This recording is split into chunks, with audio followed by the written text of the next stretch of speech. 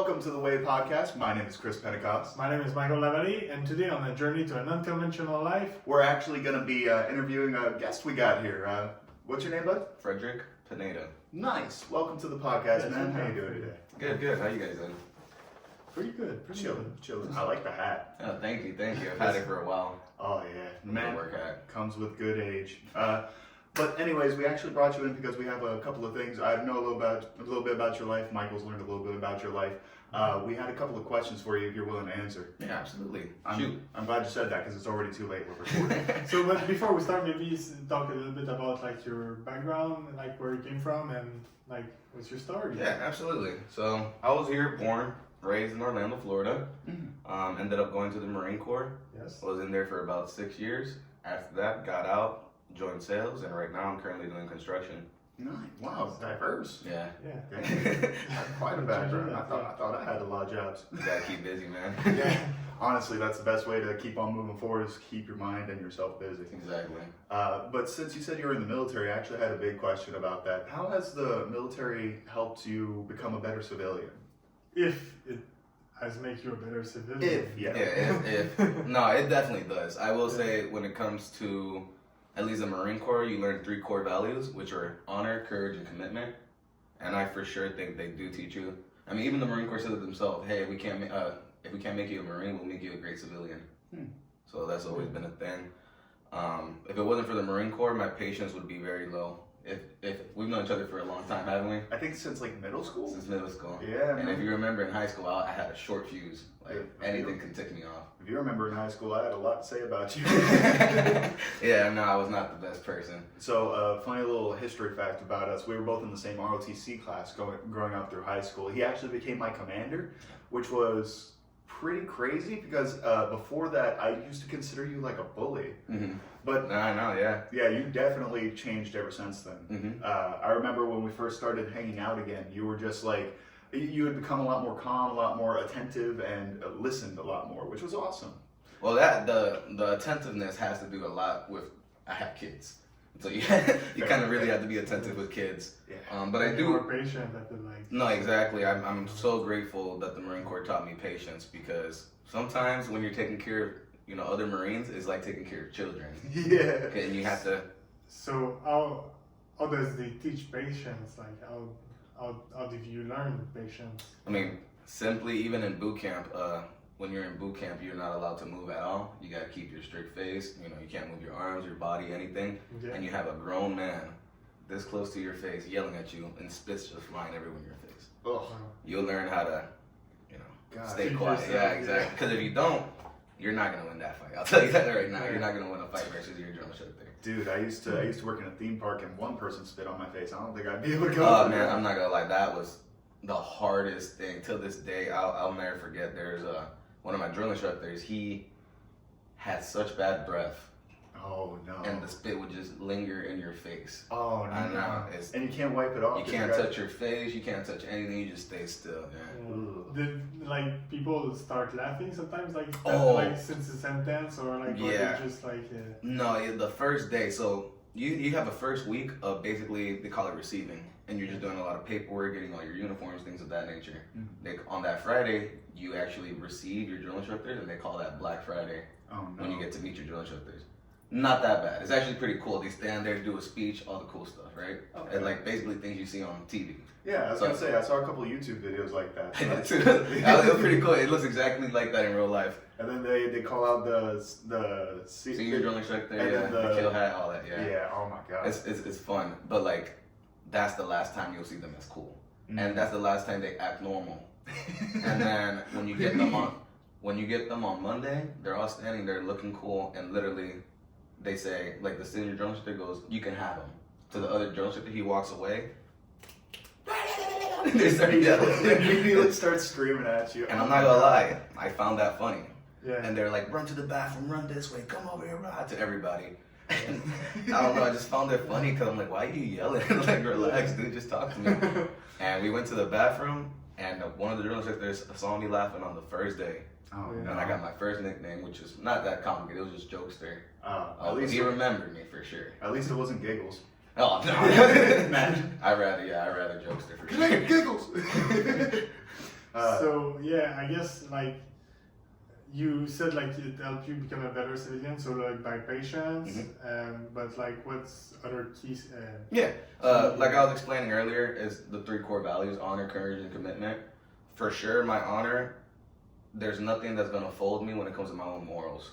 Even when I was in the Marine Corps, you know, there's certain things you are told to do that you don't want to do, and you know, you gotta honor that. But then that's why there's the other 2 core values: courage, because you gotta have the courage to continue forward. Everybody, I mean, I'm not gonna lie, the Marine Corps definitely taught me how to, if you get kicked down, get up and keep on going. Yeah, I mean, basically stop crying.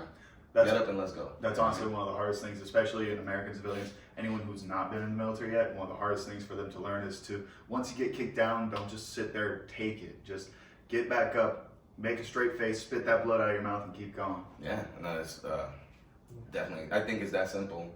And it's tough. No one said it's easy. Nah. But guess what? As long as you're willing to breathe and you have that willingness to breathe, I definitely think you should keep on moving. It's only up. So. I think everyone has the willingness to live. It's just determinant on how far they're willing to push that. And Marine really helps you teach that. And exactly, yeah. And then the third one's commitment. I think that's a great attribute to have. Obviously, if you have a significant other, you want to be loyal to them and vice versa. You want to be committed. That's right. Exactly. And I mean, I don't know. Before the Marine Corps, I only had one job, but after the Marine Corps, I had a couple jobs, and I've never got fired from any job, and I've never quit. I'm just that committed. If I joined the job, then. So then, how did you end up getting so many jobs? Are Well, you still working those today? No. Imagine, that would be crazy. You're No. just like, I never sleep, just like a Marine. No, the first job I had out of the Marine Corps was actually one of my favorites. I had to leave that job. Yeah, so I guess I quit, but I had to leave that job because there was just some, again, it comes to, my honor. There was an employee there that did something to my sister, and I couldn't just sit there comfortably working, knowing what he did to my sister. So. Is it too personal to No, I mean, elaborate? No, very simply, it was my ex-brother-in-law, and he cheated on my sister, and long story short, he had me train his new girlfriend without telling me. Ooh.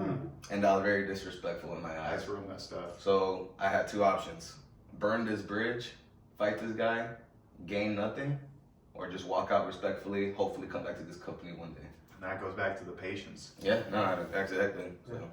That's, And I think, like from the conversation we were having before, prior to the podcast, like you said, you have studied like psychology a little bit.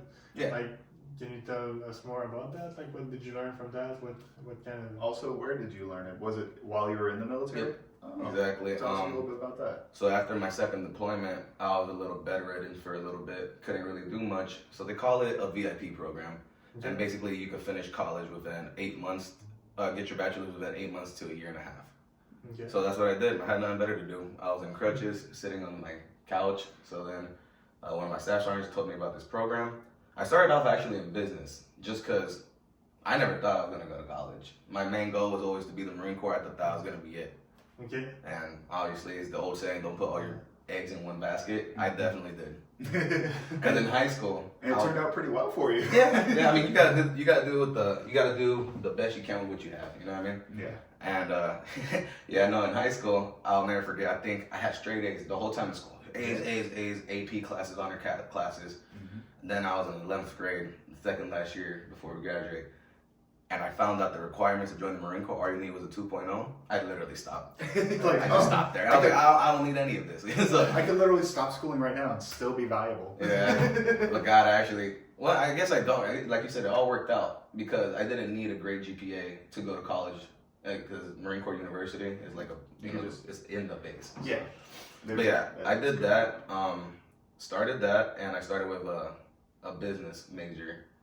But then I took a psychology class, and I was like, this is cool. Like literally, what they're saying is how I feel, how our brains function, and I mean, it's science. It is science, and at the end of the day, it's exactly how people work. Exactly. We know how people work. We just don't know how they work. Mhm. Like what the actual synapses in the brain actually do, and how they connect, and why that makes memories. But besides the actual scientific facts, going back to the subject a little bit, what are the requirements to actually get into, well, specifically Marines? So the only thing that I remember is you need a 2.0 GPA. That's the only thing. And you need, you know, pass the ASVAB, but that's depending on what job you get. Ah. And then graduate high school. That's kind of it. No really tattoos, scars, things of that nature. So ASVAB, what's that? I don't know what it stands for, to be honest with you, but I know it's a test for any military branch, and it's kind of like a gauge of where they can put you into the military. I think the average is like is a score from 1 to 100. And literally, from what I hear, I was in the Air Force, but everyone says that you gotta at least have a 50 to join the Air Force. Right. So. Well, yeah, we were both in the same JROTC program. JROTC is JROTC, Junior Reserve Officer Training Corps.